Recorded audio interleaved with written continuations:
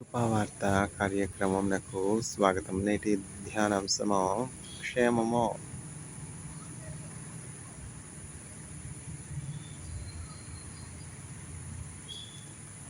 Goodness.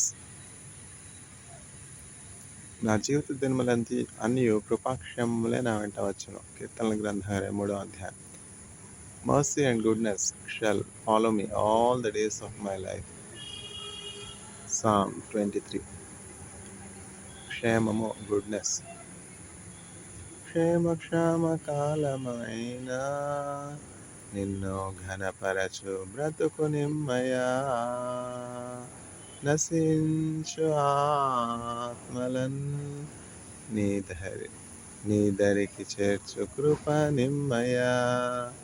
ఇదిగో దేవా నా జీవితం, ఆపాదమస్తకం నీ కంకితం.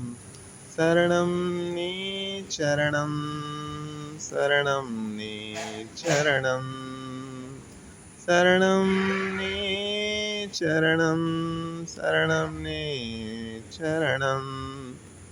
పలుమార్లు వైదొలగినాను పరలోక దర్శనము నుండి, అయినా నీ ప్రేమతో నన్నాదుకున్నావయ్యా.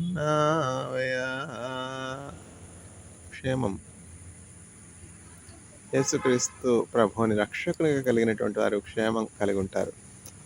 ఏలైనగా మనకు కుమారుడు అనుగ్రహించబడిన ఆయనకు ఆశ్చర్యకరుడు, ఆలోచనకర్త, నిత్యుడకు తండ్రి, సమాధానమునకు అధిపతి, బలవంతుడకు దేవుడని పేరు పెట్టబడి. చూసారా, యెషయా గ్రంథము 9వ అధ్యాయం 6వ వచనంలో యేసుక్రీస్తు ప్రభుని గురించి ఏమని చెప్పబడినది?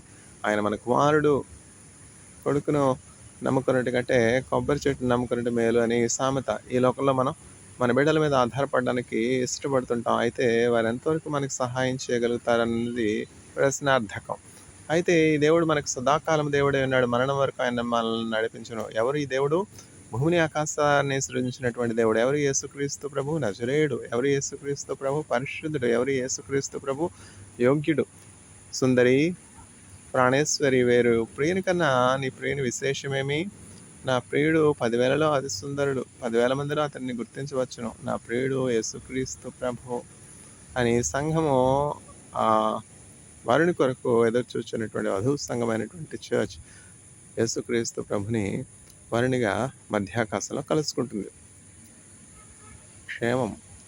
పరలోకం చేరేంత వరకు క్షేమంగా ఉండాలంటే యేసుక్రీస్తును కాపరిగా కలిగి ఉండాలి. May the Lord grant goodness to all the audience through faith in Jesus Christ. Amen.